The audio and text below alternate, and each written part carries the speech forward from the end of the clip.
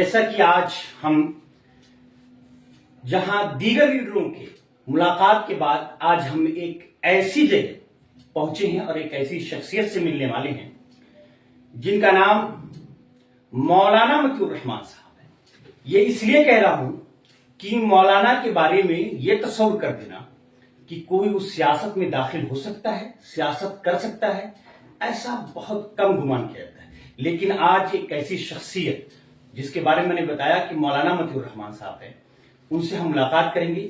ये all India महिला empowerment के माइनॉरिटी के अध्यक्ष हैं या चेयरमैन हैं, जो कुछ भी कह लो, यही करता धरता है, यानी माइनॉरिटी की देखभाल इन्हीं की जिम्मेदारी पे है।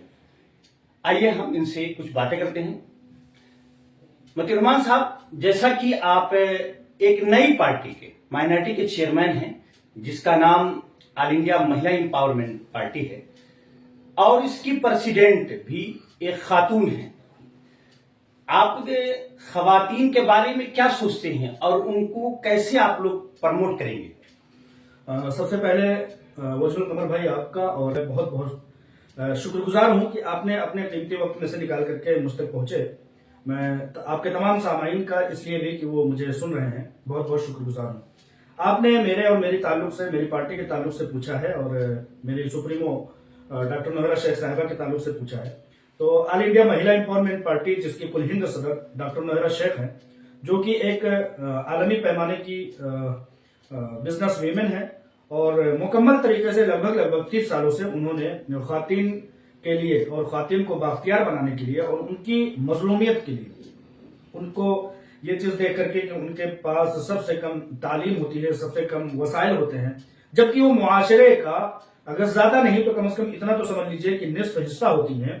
डॉक्टर नोहरा शेख ने यह महसूस किया कि खातन के ताल्लुक से बहुत सारे बजट, बहुत सारी स्कीमें, बहुत सारे मामलात उनके लिए होते हैं, लेकिन वो यानी कि खातन दबी कुचली थी और दबी कुचली हैं। और ऐसा लगता है कि लोग जो कि समझिए कि खातन के लिए बहुत बड़े बड़े दावे करते हैं, कभी ये चीज नहीं देखा गया कि खातन के लिए फलाह बहबूद के, उनके लिए रिजर्वेशन के, उनके ताल्लुक से सीरियस कोई भी मामला देखा नहीं गया।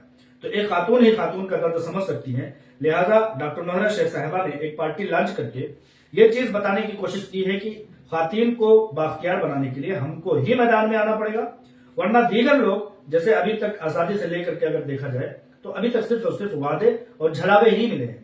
लिहाजा डॉक्टर नोहरा शेख साहिबा की कोशिश है कि खातन को बाख्तियार बनाया जाए, उनके खिलाफ जो जुल्म होते हैं उस जुल्म का किला कमा किया जाए और ईवान बाला से लेकर के मैदानों तक, सड़कों तक खातन के ताल्लुक से जो नाइंसाफियां हो गई हैं, उस नाइंसाफी को खत्म किया जाए और उनके हक को तलब किया जाए। जैसा कि मतिउर रहमान साहब आपने अभी बताया कि वो एक बिजनेस वोमेन है, तो इनके बिजनेस के ताल्लुक से बहुत सारी बातें की जाती हैं कि उन्होंने बहुत डेवलपमेंट किया और बहुत सी चीजें की। जैसा कि ये मसलक के एतबार से भी लोग तनकीद करते हैं कि उन्होंने मसलक में पढ़ करके लोगों को बहुत ज्यादा नुकसान पहुंचाया। तो क्या आप इनके बारे में कुछ जानते हैं या इन्होंने ऐसी कोई गलतियां की हैं जिस तरह के इल्जाम इनके ऊपर लग रहा है? तारीख का अगर हम वजहुल कमर भाई अगर मुआयना करेंगे और मुताला करेंगे तो साजिशों का होना सबसे ज्यादा बेशुमार तादाद में अगर देखा जाए तो वो सच्चे और हक पर रहने वालों के लिए ही साजिशें हुई हैं। गलतकार लोग अपने अलग अलग तरीकों से अपने काम चलाते रहते हैं, उनको कभी कोई समझिए कि गजिंद पहुंचाने वाला नहीं होता है। लेकिन चूंकि अगर कोई जो गलत होगा उसको देखने के लिए कानून है, लेकिन अगर जो गलत नहीं है उसी के खिलाफ साजिश करने की जरूरत पड़ती है। लिहाजा डॉक्टर नोहरा शेख साहिबा के खिलाफ जो साजिशें हुई हैं वो इस बात की बहुत बड़ी दलील है कि वो हक पर बहुत बड़े जमाने तक, यानी कि लगभग 20-25 साल तक लोगों के लिए फलाह बहबूद का काम उन्होंने किया है और उन्होंने बड़े पैमाने पर सूद से पाक तिजारत चला करके सूद पर एक बड़ी चोट पहुंचाई है। तो लिहाजा एक बड़ा तबका, बड़ा एक समझिए कि माफिया जो कि सूद पर पलता बढ़ता है, उसको कहीं से कहीं तक ये हजम नहीं हुई बात कि डॉक्टर नोहरा शेख साहिबा ज्यादा दिन तक अपने मामलों को चला सकें, चूंकि आते दिन के साथ उनकी तरक्की बढ़ती जा रही थी उनका काम बढ़ता जा रहा था, उनका कद बढ़ता जा रहा था, उनके बिजनेस 100 मुल्कों से 101 मुल्कों, 102 और इससे ज्यादा मुल्कों में पहुंचते जा रहे थे और सूद से पाक तिजारत हिंदुस्तान की सरजमीन पर फलती फूलती जा रही थी। लिहाजा लोगों को ऐसा लगा कि अगर इनके खिलाफ साजिश न की गई तो ये उन लोगों का भंडा फोड़ देंगी, उन लोगों का किला तमा कर देंगी जो लोग की माओं की, बहनों की, खातन के जेवर को रख करके बड़े पैमाने पर सूद का कारोबार करते हैं। लिहाजा सूदी कारोबार वालों को ये चीज खदशा लायक हुआ कि इनके खिलाफ साजिश किया जाए और उसी साजिश का एक खमियाजा है कि आज जो कुछ भी हम डॉक्टर नोहरा शेख साहिबा उनकी कंपनी के ताल्लुक से सुनते हैं वो किसी न किसी की साजिश का एक नतीजा ही है। रहमान साहब, जैसा कि आपने कहा कि मैडम बगैर सूद वाला कारोबार करती हैं, ये बात तो सच है कि वो बगैर सूद के कारोबार करती हैं, लेकिन जहां तक इनसे बहुत से आलिम दीन जुड़े हुए थे तो क्या अब भी वो जुड़े हुए हैं? और जैसा कि मुझसे बहुत से आलिम दीन ने खुद कहा कि मैं इस मामले में मैडम के ताल्लुक से कि आप इनके बारे में ये बातें ना कहा कीजिए, जैसा कि मैं वीडियो बनाता हूं तो मैडम के बारे में बताता हूं कि ये चीजें हैं, तो लोगों ने कहा कि नहीं ऐसा मत कहा कीजिए। तो क्या जो वो कहते हैं उसमें कुछ सच्चाई है या उन्हें बदनाम करने के लिए सब कहे जा रहे हैं कि मसलक के तबार से उन्हें बदनाम कर दिया जाए? एक बहुत बड़ी बहस आपने छेड़ दी है वजहुल कमर भाई। एक लंबे वक्त की जरूरत है इस पर बोलने के लिए, लेकिन मैं मुख्तसरन बताते हुए चलना चाहता हूं कि एक दीनदार तबका ही किसी दीनी मामलात पर अमल पैरा होगा। जैसा कि आपको मैंने बताया कि सूद से पाक तिजारत पर हीरा ग्रुप ऑफ कंपनीज अलमा डॉक्टर नोहरा शेख साहिबा चल रही थी और उनका काम उनका नाम बढ़ रहा था। जो लोग हीरा ग्रुप ऑफ कंपनीज में शिरकत की है उसमें से आपको मैं डेटा के हिसाब से बताता चलूं तो लगभग आज भी 50% अफराद ऐसे हैं जो कंपनी में तमाम साजिश 2018 से अक्टूबर से साजिशें हुई हैं हीरा ग्रुप ऑफ कंपनीज पर, लेकिन इन सब के बावजूद आज 5-6 सालों तक कंपनी के बंद होने के बावजूद भी जो लोग शरई अहकाम पर अमल करने वाले लोग हैं वो लोग आज भी ये कह रहे हैं कि हम नफा और नुकसान में बराबर के शरीक थे, लिहाजा अब भी हम शरीक हैं। नफा हुआ तब भी हम उसके शरीककार हैं और नुकसान हुआ तब भी।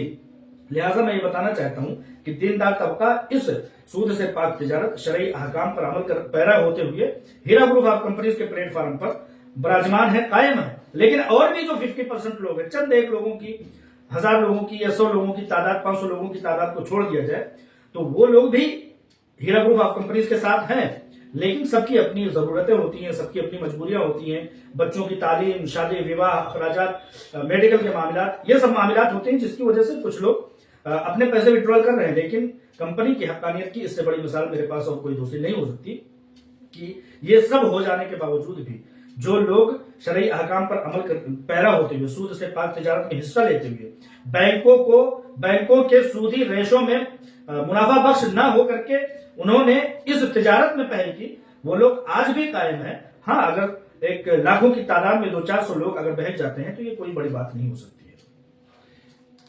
रहमान साहब, जैसा कि अभी कुछ दिन पहले कई तरीके के वीडियो मेम के बारे में आए और यह भी बात आई कि उन्हें साजिश के तहत गिरफ्तार किया गया था, तो इस साजिश में कौन लोग शामिल थे? जरा कुछ इशारतन या वजाहतन आप कर सकें तो बताएं मुझे। इशारतन कहने की कोई जरूरत नहीं है, मैं बरमला कहूंगा, बगैर किसी से डरे हुए, बगैर किसी से हिचकिचाए हुए। जैसे कि मैंने कहा कि सूद से पाक तिजारत चल रही थी, सूदखोर तबका को एक बड़ी चोट थी और सूदी बैंकों में, सूदी कारोबार में, उनके रेशों में बहुत बड़ी गिरावट होती थी। लिहाजा उनको जरूरत पड़ी कि उनके खिलाफ साजिश की जाए। मैं ज्यादा दूर न जाते हुए आपके मकबूल मारूफ सियासतदान जनाब असदुद्दीन ओवैसी साहब ने 2012 में सबसे पहले FIR लॉन्च किया Heera group of companies doctor Nowhera Shaikh साहिबा के खिलाफ। लेकिन वो एक बैरिस्टर रहते हुए, कंपनी की हक्कानियत की इससे बड़ी दलील कोई दूसरी नहीं हो सकती कि वो बैरिस्टर रहते हुए 4 साल के अंदर बड़ी सख्त जांच पड़ताल करवाते हैं और कंपनी को पूरी तरह से चोट पहुंचाते हैं। CEO को, डॉक्टर नोहरा शेख साहिबा को पूरी तरह से वो टार्चर करवाते हैं एजेंसियों के जरिए से, डिपार्टमेंट के जरिए से। लेकिन बैरिस्टर होने के बावजूद 2016 में असदुद्दीन ओवैसी 4 साल के मुद्दत तक केस लड़ते लड़ते हार जाते हैं हीरा ग्रुप ऑफ कंपनीज की। हक्कानियत की इससे बड़ी कोई दलील नहीं हो सकती। आपने पूछा कि ये कौन लोग हो सकते हैं, अगर हिम्मत हो तो बताएं। तो मैं बताना चाहता हूं कि ये असदुद्दीन ओवैसी जैसे सूदखोर तबका, सूदखोर टोला ही है, जो कि और दूसरी वजूहात भी हैं, लेकिन मैं अभी चूंकि आपके सवाल का अहाता यहीं पर होता है कि यह सूदखोर टोला ही था जिसके कारोबार में डॉक्टर नोहरा शेख के सूद से पाक तिजारत की वजह से चोट पहुंच रही थी, और उन्होंने सबसे बड़ी साजिश की कि ये कारोबार बंद हो ताकि उनके सूद के रेशो में, जैसा कि हैदराबाद में आप देखेंगे इस साल लगभग जो फरवरी के एक अखबार में, हैदराबाद और तेलंगाना के बड़े अखबार में जो रेशो आया है वो लगभग 500 की तादाद की ख्वातीन के जेवर जो दारुसलाम बैंक असदुद्दीन ओवैसी के बैंक में रखे गए थे, बहुत सारे होंगे, हजारों कई हजार खातिन होंगी जिन्होंने अपने जेवर रखे हैं, लेकिन 500 की तादाद के जेवर को उनके सूद के पैसे ना दे पाने के एवज में उनके गहनों को उर्फ कर दिया गया, बोली लगा करके उसको नीलाम कर दिया गया बैंक के हाथों से। अखबार में निकाल करके बरमरा मेरे मोबाइल में वो कटिंग है अखबार की, मैं दे दूंगा। तो लिहाजा इतनी बड़ी तादाद में खातीन के जेवरों को अगर एक सूदखोर टोला वो फरोख्त कर देता है तो आप इससे अंदाजा लगाइए कि कितनी बड़ी तादाद होगी जो बैंकों में अपने जेवरों को लेकर के सूद के कारोबार के लिए, सूद पर पैसे लेने के लिए पहुंचते होंगे। अगर 500 खातीन के तो 500 खातीन के अगर जेवर को कुरुक किया गया है, नीलाम किया गया है, बोली लगाई गई है, तो कितने हजार की तादाद में होंगी जो आती होंगी। लिहाजा ये जो नुकसान था सूदखोर तबका को, बैंकिंग सेक्टर वालों को, दरअसल क्या है कि एक खातून को, मैं थोड़ा तफसील के तौर पर बताते चलूं, एक खातून को, एक घर को, एक मजबूर लाचार शख्स को जरूरत पड़ती है पैसों की। अब उसके पास कोई भी रास्ता नहीं होता तो वो बैंक में जाता है, 1 लाख रुपए के गहने रखता है और बैंक से सूद पर कर्ज लेता है। लेकिन जब वही 1 लाख रुपए एक इंसान हीरा ग्रुप ऑफ कंपनीज में ले लेता है तो उससे लगभग 3 से 4 हजार 5 हजार रुपए उसको पर मंथली इनकम होता है। लेकिन बैंक में जाने की वजह से क्या होता था, उसका सोना तो गया, उसको कर्ज पर मिले जो कितने मिले, सिर्फ 90 हजार मिले, 80 हजार ही मिले सारी कार्रवाइयां करने के बावजूद। और जब हर महीने उससे उस खातून को उस पर सूद देना पड़ता है जब तक कि वो पैसों को दे नहीं देती है। तो लिहाजा बैंक में गए तो ये नुकसान हुआ एक सरमायाकार को, एक इन्वेस्टर को, या जो बैंक में गया है। लेकिन वही शख्स जब हीरा ग्रुप ऑफ कंपनीज में जाता है, 1 लाख रुपए रखता है, तो उसको हर महीने जो यहां देना पड़ रहा था बैंकों में, यहां उसको मिल रहे हैं। लिहाजा लोगों की जरूरतें पूरी हो रही थी, इसलिए लोग इस सेक्टर में नहीं जाते थे, बैंक में नहीं जाते थे, सूद लेने के लिए, कर्ज लेने के लिए नहीं जाते थे, उनकी जरूरतें पूरी होने लगी। लिहाजा इन बैंकिंग सेक्टर वालों को जरूरत पड़ी, खासतौर से असदुद्दीन ओवैसी के बैंक जो कि 11 ब्रांचेस पर कायम है, दारुसलाम बैंक, उसमें एक बड़े रेशो में कमी आई थी, बड़ी उनका नुकसान हो रहा था, इसलिए उनको जरूरत पड़ी कि साजिश करें। मुतरमान साहब, जैसा कि ये भी खबर है कि मैडम ने उनके ऊपर 100 करोड़ का मानहानि का मुकदमा किया था, जिसको गालिबन वो हार गए। तो क्या मैडम आगे कुछ कार्रवाई करेंगी या इस तरीके की कुछ और कार्रवाइयां भी उनके खिलाफ चल रही हैं? जैसा कि मैंने बताया कि असदुद्दीन ओवैसी ने 2012 में FIR किया था, लॉन्च किया था, जांच पड़ताल हुई 4 साल तक। 2016 में असदुद्दीन ओवैसी उस मुकदमे को हार गए जो कि डॉक्टर नोहरा शेख और हीरा ग्रुप ऑफ कंपनीज पर किया था। उसकी पादाश में, उसके बदले में हीरा ग्रुप ऑफ कंपनीज ने डॉक्टर नोहरा शेख साहिबा ने उनके ऊपर मानहानि का केस किया, हेतक इज्जत का केस किया कि मेरी कंपनी को चोट पहुंचाया गया है। अब हीरा ग्रुप ऑफ कंपनीज इस हितक इज्जत के 100 करोड़ के दावे को लोअर कोर्ट में जीत चुकी है। हाई कोर्ट में यह मुकदमा चल रहा है। हाई कोर्ट में इन्होंने पिटीशन दाखिल की है असदुद्दीन ओवैसी ने कि इस मुकदमे की जरूरत नहीं है, लिहाजा इसको खत्म किया जाए। डॉक्टर नोहरा शेख साहिबा के हक में हाई कोर्ट ने, तेलंगाना ने बोलते हुए ये कहा कि नहीं, बेशक इसकी जरूरत है, क्योंकि आपने किसी की चलती फिरती कंपनी को गलत कहने की, गलत साबित करने की कोशिश की। इस पादाश में 100 करोड़ रुपए के मुकदमा अभी तक जारी है। डॉक्टर नोहरा शेख साहिबा का कहना यह है कि साफ शफाफ तरीके से बिजनेस करने वालों को अगर तुम चोट पहुंचाते हो और तुमको यूं ही छोड़ दिया जाए तो क्या मतलब, इसका मतलब है कि तुम्हारा ये रविश बन जाए।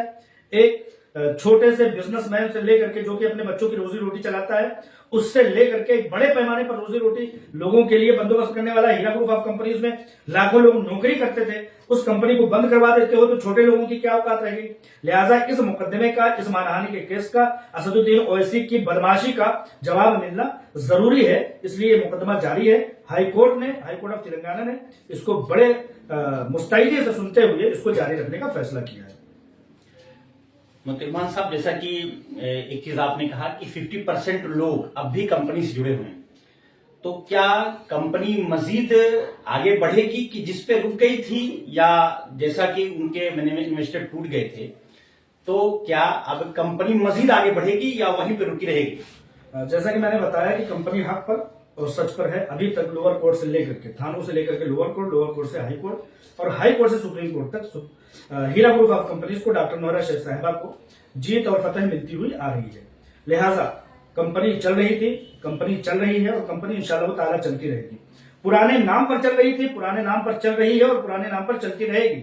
हीरा गोल्ड ट्रेडिंग के नाम से अब भी बिजनेस चल रहा है, लोग उसमें इन्वेस्टमेंट कर रहे हैं। अब रह गई बात वो 50% की जो आपने बात कही, आएगा प्लान कोई ना कोई। मुमकिन है कि इस नए बिजनेस में जो कि हीरा गोल्ड ट्रेडिंग के नाम से चलाया जा रहा है, इसमें उन लोगों को शिफ्ट कर दिया जाए, लेकिन अभी ऐसा कोई ऐलान आया नहीं है। अभी कोई इस तरह का ऐलान आया नहीं है। जिस दिन इस तरह का ऐलान आएगा, क्या उसके शरायत और जवाबित होंगे, लेकिन कंपनी बदस्तूर चलने का अहदो पैमान रखती है।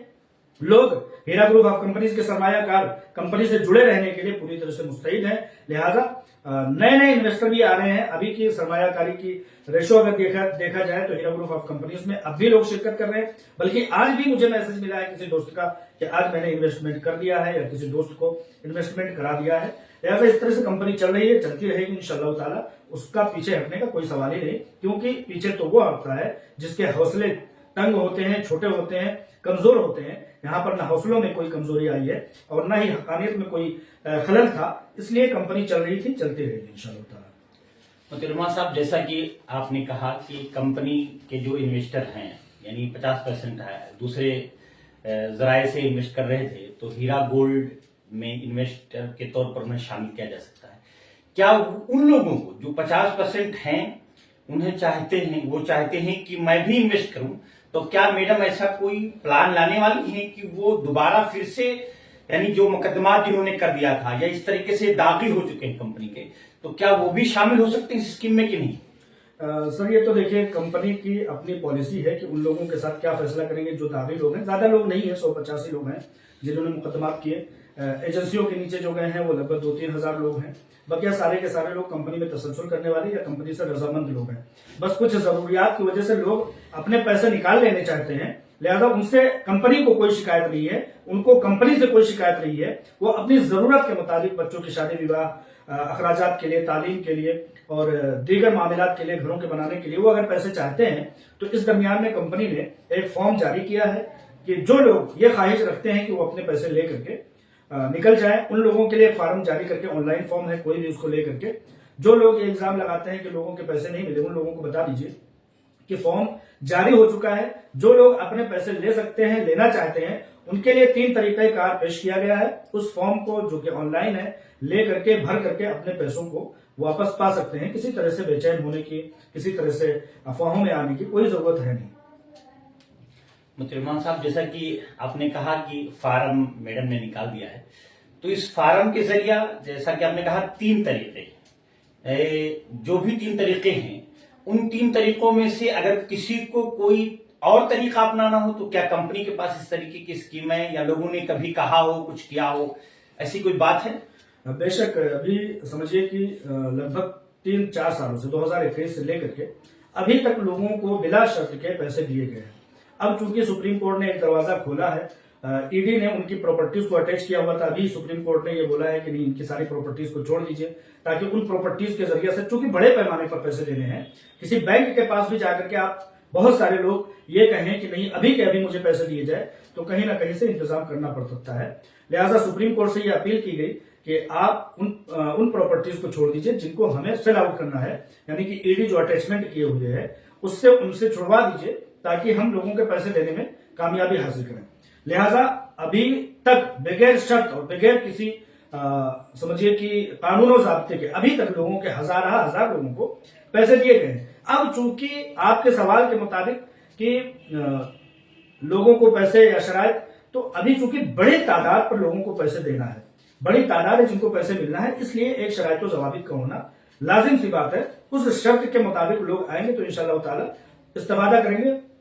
और ये 3 शर्तें जो हैं, इन 3 शर्तों को कोई नापसंद करे ऐसा हो ही नहीं सकता। इसलिए इन 3 शर्तों को में से कोई ना कोई एक शर्त या कोई ना कोई एक किस्म अपना करके लोग अपने लिए राहत हासिल कर सकते हैं। उनका मकसद है पैसे हासिल करना, पैसे लेना। लिहाजा कंपनी ने, हीरा ग्रुप ऑफ कंपनीज ने, सीईओ आलमा डॉक्टर नौहरा शेख साहिबा ने ये तरीका कार निकाला है कि लोगों को पैसे दिए जाए और उनके हिसाब से दिए जाए। किसी को एक ही वक्त में लेना है पैसे तो उसके क्या शर्त होंगे, किसी को मतलब बगैर समझिए कि डिटेक्शन के या बगैर किसी भी मसले को किए हुए अगर उनको पैसे लेना है तो उनके लिए क्या है। तो इस तरह से एक कानून ज़ाब्ता और शराइत बनाए गए हैं, उसके जरिए से लोग अपने मन मुताबिक, अपने पसंद के मुताबिक जाकर के अपने पैसे हासिल कर सकते हैं। मुतरमान साहब, जैसा कि आपने हमें बहुत वक्त दिया, लेकिन एक सवाल मेरा लास्ट और उसके बाद अब आगे कोई सवाल नहीं। एक चीज ये कि जैसे कि मैडम ने, भाई एक बिजनेसमैन लेडी, उसको पॉलिटिक्स में आने की जरूरत क्यों पड़ी, ये सवाल हमसे रह गया था जिसका पूछना जरूरी था। यानी बहुत से लोग कहते हैं कि इन्होंने तालीम के मैदान में बहुत काम किया, दीगर सामाजिक कारकुन जो भी हो सकते थे इन्होंने किया, तो आखिर ये पॉलिटिशियन के तौर पर इन्होंने अपना तारुफ क्यों पेश किया, जरा इसके बारे में कुछ हमें बताएं।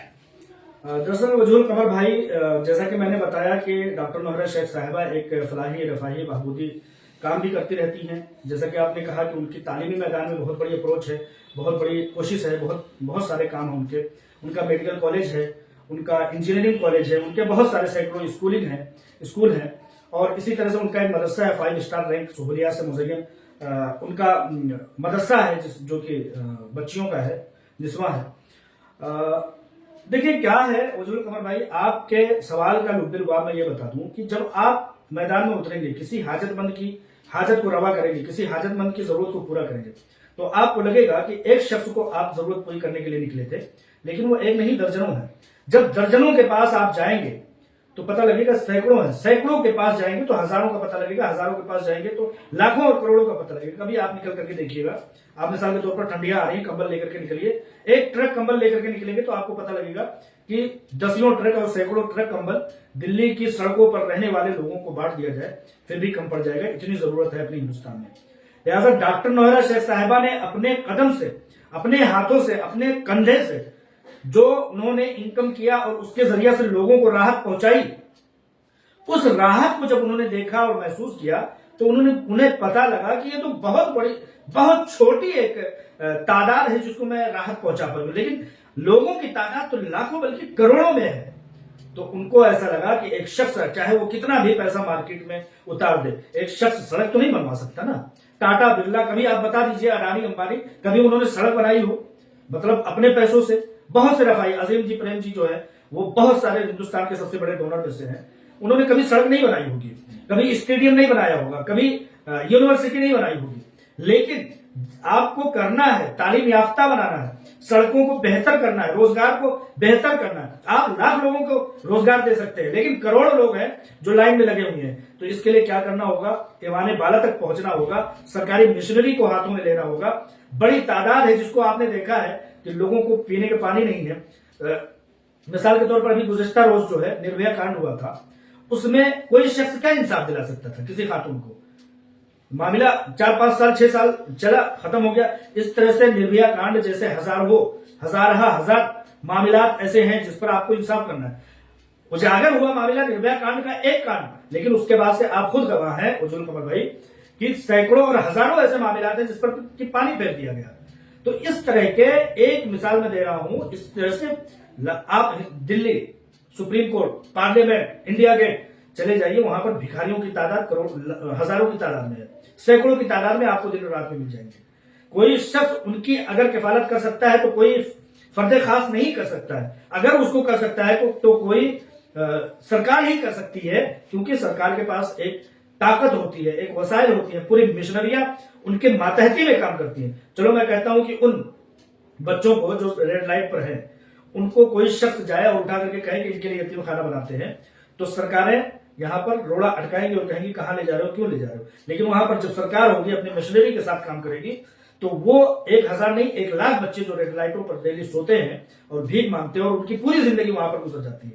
तो एक फर्द नहीं कर सकता है, लेकिन एक सरकार अगर चाहे तो उनके लिए यूनिवर्सिटी, कॉलेज, हॉस्टल और पता नहीं क्या क्या बना करके कर सकते हैं। लिहाजा जब डॉक्टर नौहरा शेख साहिबा को ये चीज पता लगी कि उनके ऊपर खुद जो जुल्म हुआ उसके लिए लड़ते लड़ते इतना ज्यादा अरसा लग गया, तो अगर वो शख्स जो एक छोटे से बिजनेस को करना चाहता है, आप ज्यादा दूर नहीं, यहीं करीब के किसी चौक चौराहे पर चले जाइए, अपनी रोजी रोटी कमाने वाला शख्स, उस शख्स को ये चैलेंजेस होते हैं कि वो शख्स हर रोज 500 रुपए किसी न किसी ऑफिसर को देता है। क्यों भाई, क्या जुर्म है? वो कोई जुर्म कर रहा है?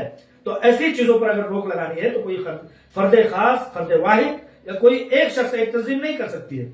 लेकिन अगर कोई सरकार चाहे और ये स्कीम बनाए कि इन कमाने वालों से, रोजी रोटी हासिल करने वाले लोगों से तुम लोग वसूली नहीं करोगे, तो वो सरकार ही है और सरकार की ताकत ही है। लिहाजा जरूरत पड़ी कि पॉलिटिक्स में आया जाए और ये जो एक लंबी कतार है करोड़ों की तादाद में, उन लोगों को राहत पहुंचाई जाए। और वो राहत अगर कोई पहुंचा सकता है तो पॉलिटिक्स में आकर के, हुकूमती ऐवान बाला में पहुंच करके या अपोजिशन बन करके पॉलिटिक्स में आकर के, कुल कहने का मतलब और मकसद ये है कि लुब्बे लुबाब ये है कि पॉलिटिक्स में हिस्सा लेकर के ही वो काम किया जा सकता है। मैं यहां बैठ करके लाख बार चिल्ला दूं कि Supreme Court, Parliament, India Gate और जो दिल्ली का क्रीम एरिया है उस पर लाख मैं आवाज उठा लूं, लाख आर्टिकल लिख लूं और लाख बातें कह लूं कि वहां पर मजबूर, बेकस, बेसहारा लोग हैं, तो उसकी कोई वैल्यू नहीं है। आप लिखते चले आ रहे हैं, बोलते चले आ रहे हैं, हम लोग लिखते बोलते चले आ रहे हैं, पत्रकारिता लाइन से कुछ हुआ? कुछ नहीं हुआ। लेकिन एक एमएलए, एक एमपी और एक मंत्री अगर अपने बलबूते पर चाहे ले तो उसके पास ऐसे फंड्स होते हैं कि उन लोगों के लिए कॉलेज, यूनिवर्सिटी और हॉस्टल बना करके हमेशा हमेशा के लिए उनको बाजाबाद करी उनके लिए कर सकता है। इसलिए जरूरत पड़ी कि डॉक्टर नौहरा शेख साहिबा पॉलिटिक्स में आए और पॉलिटिक्स में आते हुए जो उन्होंने अपनी आंखों से जो मुआयना किया, अब खुद मुशाहिदा किया है, उससे मुल्क को और मुल्क के लोगों को फायदा पहुंचा है। शुक्रिया मतीउर रहमान साहब, आपका एक कीमती वक्त देने के लिए बहुत बहुत शुक्रिया। जैसा कि आप लोगों ने देखा, ये हम इनके दफ्तर आए और इन्होंने सारी चीजें वो डिटेल से बताई और ये सारी चीजें वजाहत की कि किस तरीके से ये मैडम पॉलिटिक्स में आई और इन्होंने क्या क्या चीजें की।